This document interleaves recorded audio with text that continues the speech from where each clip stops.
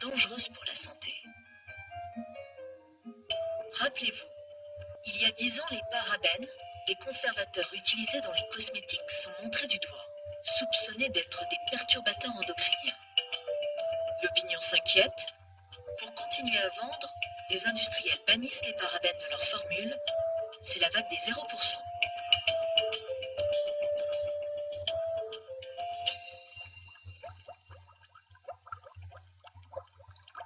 Laurence Wittner est journaliste.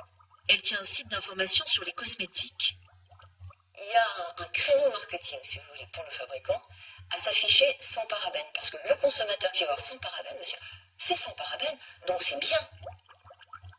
L'absurdité, c'est que le parabène a souvent été remplacé par un autre conservateur, encore plus nocif.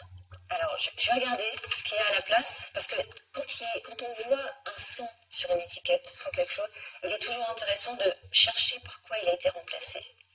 Et là, eh ben, bingo, il a été remplacé par ce fameux couple de la méthylchloroisothiazolinone avec la méthylisothiazolinone, dont on sait maintenant scientifiquement et officiellement qu'ils sont très allergisants et qu'il va falloir arrêter ou beaucoup limiter leur utilisation.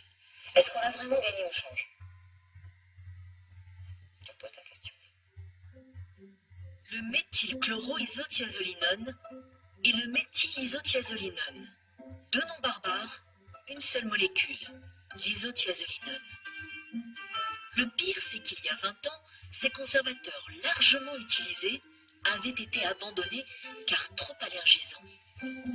Aujourd'hui, les fabricants les ont remis sur le marché sans aucun scrupule.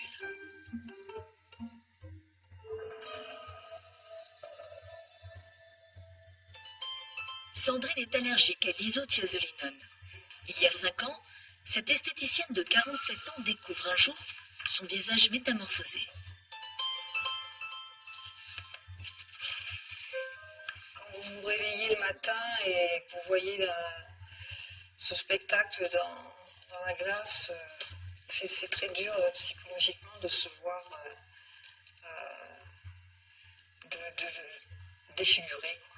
On voit bien que les paupières étaient enflées, donc j'avais des irritations au niveau du visage, des mangeaisons, enfin vraiment comme des brûlures. Des symptômes qui empirent au cours des semaines. Eczéma puis œdème, Sandrine finit hospitalisée et découvre que le responsable est l'isothiazolinone dans son maquillage et son gel douche. Aujourd'hui, elle doit éviter tout contact avec ce conservateur. Dès qu'il y a la présence de cet allergène, de l'isothiazolinone, je fais une réaction cutanée. Je ne peux plus du tout, hein, mais aussi bien, pas que dans les cosmétiques, dans les lessives, enfin partout, dans les produits d'entretien, donc vraiment... Une allergie à vie qui empêche Sandrine d'exercer son métier d'esthéticienne. Elle ne peut plus utiliser les produits de soins.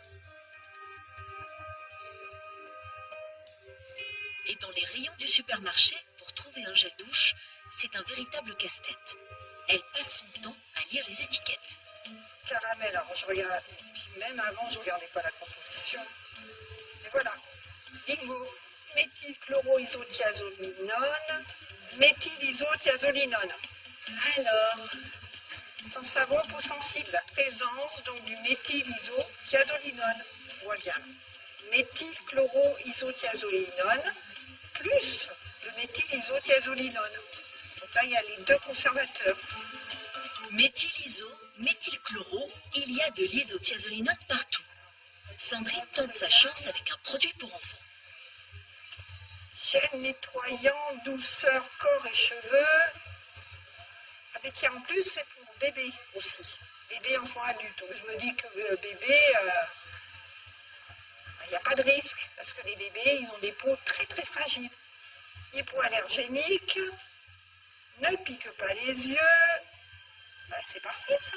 Ben voilà. Méthylisothiazolinone. J'ai une peau sensible. Dernier essai, un gel douche hypoallergénique Dove. Un des leaders du marché qui a bâti son succès en vendant des produits hydratants pour peau sensible. Je vérifie quand même la composition.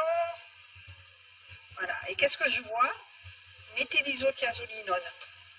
C'est indiqué hypoallergénique, censé limiter les risques allergiques. Et finalement, il y a le conservateur méthylisothiazolinone qui, lui, est un allergène reconnu. Ça m'énerve parce que recommandé par les dermatologues, alors franchement, enfin, hypoallergénique, alors ça ne veut plus rien dire. C'est...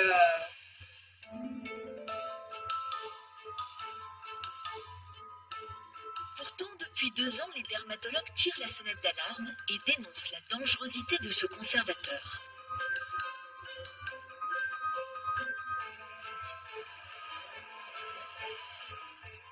Le docteur Annick Ponsguiro est dermatologue, allergologue.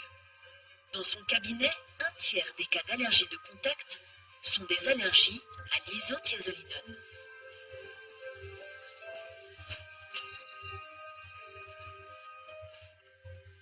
Depuis quelques années, disons depuis 3-4 ans, on voit les cas exploser. Et je ne suis pas la seule, tous les dermatologues le disent, il y a des publications nombreuses dans tous les pays européens sur l'explosion avec les produits contenant de la méthylisothiazolinone, si bien qu'à l'heure actuelle, c'est un problème de santé publique au niveau des cosmétiques européens. C'est un produit qui doit disparaître, à mon avis. Même les industriels s'inquiètent. Il y a 4 mois, le syndicat européen des fabricants de cosmétiques conseille à ses adhérents de retirer ce conservateur de tous les produits qui ne sont pas rincés.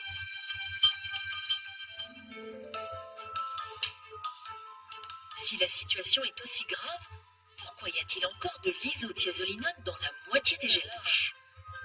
Oh là là, faut que je mette mes lunettes. Nous lui présentons quelques produits contenant ce conservateur. Dans un premier temps, Annick Ponsguiro est révoltée. Alors ça peut pas durer. Ça peut pas durer, ça. Ça peut pas durer. Mais devant le gel douche hypoallergénique Dove, surprise. Marque recommandée par les dermatologues. Je sais, ça va être un problème pour moi. Ça va être un problème parce que je suis experte chez Dior et chez Dove, enfin chez Le Vert, et je leur ai dit 25 fois et je leur ai déjà fait des... Annick Ponsguiro est consultante chez Dove. Effectivement, c'est un peu gênant. Voilà. À la reprise de l'interview, le discours est beaucoup moins virulent. Ces 3 produits de bonne réputation, de bons laboratoires qui contrôlent bien leurs produits. C'est vraiment, on peut pas, de prime abord, on ne peut pas critiquer ces produits. Sur celui-ci, c'est une firme qui étudie de très près ces produits et ces allergènes. Et donc, effectivement, on peut se demander ce qui a été fait. Et quand on lit toute la notice, il y a du méthylisothiazolinone, effectivement, méthylisothiazolinone. Mais ils savent quand même que le méthylisothiazolinone est allergisant. Pourquoi Oui. ils en mettent? Ils savent que si le public, les acheteurs voient paramètres, ils ne vont pas acheter le produit. Or, pour nous, les paramètres ne sont pas des sensibilisants et des perturbateurs très minimes. Mais les gens ne vont pas l'acheter. Ils sont coincés non pas par seulement la législation, mais par les gens. Moi, c'est le côté hypoallergénique que je ne comprends pas. Ah, là c'est un très gros problème et je ne peux pas, je suis prise un peu en faute. Parce qu'effectivement, il est difficile de dire hypoallergénique quand il y a l'isothiazolinone dedans. Je suis d'accord avec vous. Et si je disais le contraire, ça serait uniquement pour la défense du laboratoire. Et je défends avant tout la dermatologie. Donc il y a un problème.